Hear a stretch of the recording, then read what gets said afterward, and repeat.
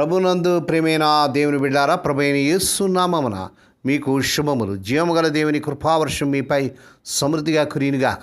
ఈ దినం అనగా జూలై నెల 5వ తారీఖు 2026 ఆదివారం హోలీ ట్రింటీ చర్చ్ మినిస్ట్రీస్ వారు అందించు అనుదినమన్న. ఈ దిన మన ధ్యానాంశం దేవుని హెచ్చించే స్థుతులు. దేవుని వాక్యం చదువుకుందామండి. 149వ కీర్తన 6వ వచనం. దేవునికి చేయు ఉత్సాహగానము వారి నోట ఉండను, వారి చేతిలో 2 అంచులు గల కత్తి ఉండను. దేవుడు తన పరిశుద్ధ వాక్యం దీవించునుగాక. దేని బిడ్డారా, ఆదివారం ప్రభు దినం, పునరుద్ధాన దినం, పరిశుద్ధ దినం. క్రీస్తు ప్రభు రక్తంలో కడగబడిన ప్రతి విశ్వాసి వ్యర్థంగా ఆ స్థలాల్లో గడపకుండా సమయానికి దేవుని సన్నిధికి వెళ్ళి ప్రభువును స్తుతించి ఆరాధించి ప్రభువును మనం హెచ్చించవలసిన వారు వింటున్నాం. ఈ కీర్తన గ్రంథం 149వ కీర్తన ఇశ్రాయేలును దేవుని స్తుతించమని పిలిచే కీర్తన. 1-5 వచనాలు పూర్తిగా సంతోషంతో నిండి ఉన్నాయి. యెహోవాకు కొత్త కీర్తన పాడి సృష్టికర్తను బట్టి సంతోషించుడి, నాట్యముతో ఆయన నామమును స్తుతించుడి. దేవుడు తన ప్రజలను బట్టి ఆనందిస్తాడు, దీనులకు జయం అనుగ్రహిస్తాడు. దేవుని స్తోత్రం కలుగును గాక. అప్పుడు 6వ వచనం ఒకసారిగా స్తుతి ప్లస్ కత్తి వస్తుంది. ఆరాధన పక్కనే యుద్ధం అన్నట్టు అనిపిస్తుంది. ఇశ్రాయేలుకి రెండూ నిజమే, వాళ్ళు దేవుని స్తుతించారు. అలాగే దేవుడు ఆజ్ఞాపించినప్పుడు దుష్ట జనాంగం మీదకి న్యాయం జరిగించడానికి యుద్ధం కూడా చేశారు. 7-9 వచనాలు ఇదే విషయాన్ని వివరిస్తున్నట్టుగా మనం చూస్తున్నాం. మొదటగా దేవునికి చేయి ఉత్సాహగానం వారి నోట ఉండేను. దేవుని బిడ్డ, నీ నోటలో ఉత్సాహగానం ఉందా? ప్రభు చేసిన మేలు బట్టి, ఉపకారం బట్టి, ఆయన మరి నీ పట్ల చూపించిన కృపలను బట్టి ప్రభును నువ్వు స్తుతించి ఆయన కొనియాడుతున్నావా? ఉత్సాహగానం అంటే హిబ్రూలో రొమేమోత్ అంటే రొమేమోత్ ఏల్ అనగా దేవుని హెచ్చించే, బిగ్గరగా ధైర్యంగా చేసే స్థుతి, మెల్లగా మర్యాదగా చేసే స్థుతి కాదు ఇది. దేవుడు ఎవరో ప్రకటించే విశ్వాసంతో కూడిన ఆరాధన. దేవుని బిడ్డ, ఆరాధనను చేయగలుగుతున్నావా? ఇశ్రాయేలుకు స్థుతి ఒక ఆయుధం. 2వ దినవృత్తాంత గ్రంథం 20-22 వచనంలో యెహోషాపాతు రాజు సైన్యం ముందు గాయకులు నిలబెట్టాడు. వాడు స్తుతించడం మొదలుగా పెట్టగానే దేవుడు శత్రువుల మీదకి మాటుగాను పెట్టాడు.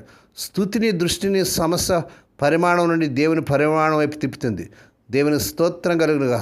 ఒకవేళ ఏ కష్టంలో, సమస్యలు దేవుని బిడ్డ ఉన్నావో, ఏ శత్రువు నిన్ను వెంబడిస్తున్నాడో, వ్యాధి, కష్టం, అప్పు, ఏ కష్టం ఉన్నా సరే స్తుతించడం వల్ల నీ సమస్య పరిమాణం అవుతుందని దేవుని వాక్యాన్ని చూస్తున్నాం. రెండవదిగా వారి చేతిలో 2 అంచులుగా కత్తి ఉన్నట్లుగా చూస్తున్నాం. పాత నిబంధనలో ఇశ్రాయేలుకి ఇది నిజమైన కత్తి. దేవుడు చెడ్డ జనాంగల మీద న్యాయం జరిగించడానికి వాళ్ళని వాడుకున్నాడు. ఈరోజు కొత్త నిబంధన కింద మనకు పౌలు భక్తుడు ఈ మాటనే వేరేలా రాశాడు, వేరేలాగా అంటున్నాడు. ఎఫెసీలకు రాసిన పత్రిక 6:17 మరియు హెబ్రీలకు రాసిన పత్రిక 4:12 ప్రకారం కత్తి అంటే దేవుని వాక్యం లేక ఖడ్గం. దానికి 2 వైపుల పదును ఉంది. అది అబద్ధాలను కోస్తుంది, మన హృదయంలో ఉన్న పాపాన్ని బయటపెడుతుంది, శత్రు దాడులను ఓడిస్తుంది. యేసు ప్రభు కూడా అరణ్యంలో సాతాను వ్రాయబడింది అనే వాక్యంతోనే జయించాడు. మత్తయి సువార్త 4వ అధ్యాయం చదవండి. 2 ఎందుకు కలిపి చెప్పాడు? స్తుతి నోటిలో ప్లస్ కత్తి చేతిలో. ఆరాధన మరియు యుద్ధం కలిసి ఉండాలి. నోటిలో ఉత్సాహ గానం ఉండాలి, అనగా దేవుని గొప్పతనం ప్రకటిస్తుంది. చేతిలో 2 అంచులు గల కత్తి దేవుని సత్యం ప్రకటిస్తుంది. నోటిలో ఉత్సాహగానం నీ యొక్క ఆత్మను పైకి లేపుతుంది. చేతిలో 2 అంచులు గల కత్తి ఖడ్గము శత్రు అబద్ధాన్ని కూల్చేస్తుంది. నోట్లో ఉత్సాహగానము దేవుని సన్నిధిని ఆహ్వానిస్తుంది. ఆ చేతిలో 2 అంచులు గల ఖడ్గము దేవుని వాగ్దానాలను వర్తింపజేస్తుంది. మరి మొదట స్థుతి, ఆరాధన నీ హృదయాన్ని దేవునితో సరిచేస్తుంది. అప్పుడు సరైన మనసుతో వాక్యం అనే కత్తిని వాడతావు. కోపంతో, గర్వంతో కాదు, విశ్వాసంతో. స్తుతి మాత్రమే చేసే వాక్యం వాడకపోతే నువ్వు భావోద్ఘాతంతో ఉంటావు, కానీ సిద్ధంగా ఉండవు. ఖడ్గం మాత్రమే ఊపి స్తుతించకపోతే నువ్వు కఠినంగా ఉంటావు, కానీ అభిషేకం ఉండదు. నెహెమీయా గ్రంథం 4:17 వచనంలాగా ఊహించుకో. యెరూషలేము గోడ కడుతున్నప్పుడు ఇశ్రాయేలు ఒక చేత్తో పనిచేస్తూ ఇంకో చేత్తో ఆయుధం పట్టుకున్నారు. మనం కూడా అంతే, స్తుతితో కట్టాలి, వాక్యంతో పోరాడాలి. ఈరోజు దేవుని బిడ్డ, నీకు భయంగా ఉందా? నోటిలో స్తుతి పెట్టు. దేవా, నీవే నా బలం. చేతిలో కత్తి పెట్టు, భయపడకము, నేను నీకు తోడేనానని యెషయా 41:10 ప్రభువారు చెప్తున్నాడు. స్తుతి నిన్ను లోబడేలా చేస్తుంది, వాక్యం నిన్ను నిలబడేలా చూస్తుంది. దేవుని బిడ్డ, ప్రస్తుతం నీవు ఎదుర్కొంటే ఏ ఆయుధంలో నీకు స్తుతి మరి వాక్యం రెండు కూడా అవసరమే. కనుక అవును, మనం మామూలుగా స్తుతించే స్తుతులు గలవు, ప్రభు నామను హెచ్చించే స్తుతులు గలవు. ఉదాహరణ, దేవుడు మేలు చేసినప్పుడు ఆయన స్తుతిస్తున్నాం. నిరుద్యోగులకు ఉద్యోగం లభించినప్పుడు వారు దేవుని స్తుతిస్తున్నారు. ఆర్థిక అభివృద్ధి కలిగినప్పుడు ప్రభుని స్తుతిస్తున్నాం. ఇది సహజమైన సాధారణమైన స్థితి. ఇలాగూ దేవుని ఆశీర్వాదాలు బట్టి స్తుతించడం గొప్ప విశేషం కాదు. కలవరం దుఃఖంతో నిండుండగాను, గాఢాంధకారాలు లోయలో సంచరించుండగాను, సమస్తం మనకు విరుద్ధంగా జరుగుతున్న వాతావరణంలో ప్రభును స్తుతించే మహిమగల స్థుతి, ప్రభు నామను హెచ్చించు స్థుతి, ఇది ఉత్సాహ స్తోత్రములుగా ఉన్నవి.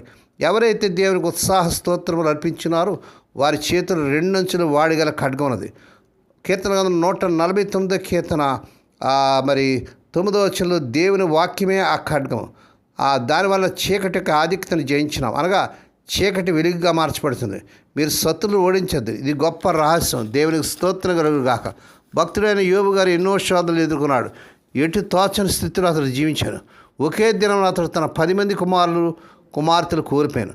అతని పరివారందరూ చెరగొనబోబడి, కొందరు సంహరింపబడి, ఆకాశం నుండి అగ్గి పడినందున అతని జీవరాశులను నశించాడు. శత్రువులు వచ్చి పశువుల మందను తోలుకొని వెళ్ళింది. ఇది ఎంతో బాధకరం. యోబు గారి భార్య కూడా అతని శత్రుగా మారాను.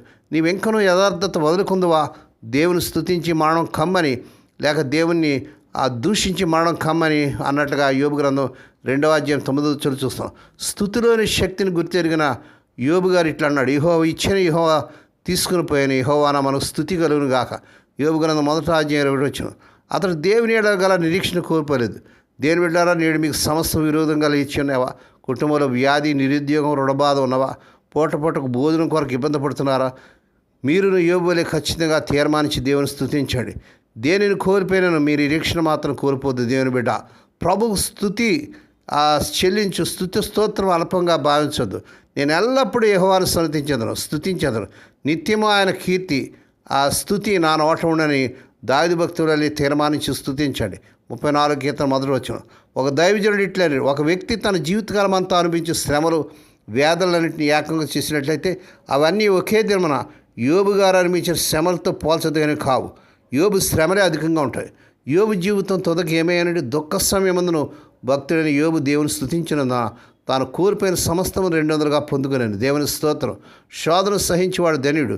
అతడు శోధనకు నిలిచిన వాడే ప్రభు తను ప్రేమించే వారికి వాగ్దానం చేసిన జీవకరణ పొందును.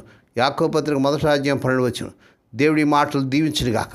ప్రార్థన చేసుకుందామండి. పరిశుద్ధులైన తండ్రి, ఈ మా ప్రభు దినాన్ని బట్టి, పునరుద్ధాన దినాన్ని బట్టి, ఈ పరిశుద్ధ దినాన్ని బట్టి స్తోత్ర.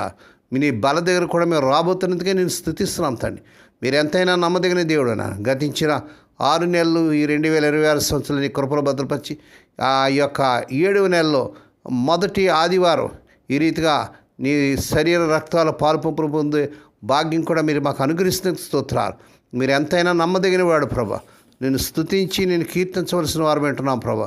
మా నోట స్తుతి స్తోత్రాలు, ఉత్సాహ గీతాలు ఉండాలి ఆయన. మా తండ్రి ఈ వర్తమానం ప్రతిదినం కూడా వింటూ, షేర్ చేస్తూ, లైక్ చేస్తూ, సబ్స్క్రైబ్ చేస్తూ మా ప్రియులందరూ దీవించండి.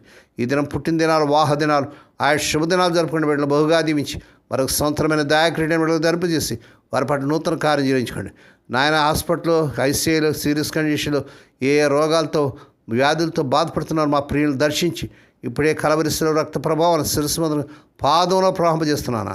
స్వస్థత, ఆరోగ్యం, విడుదల యేసు నామములో ప్రకటిస్తున్నాను తండ్రి.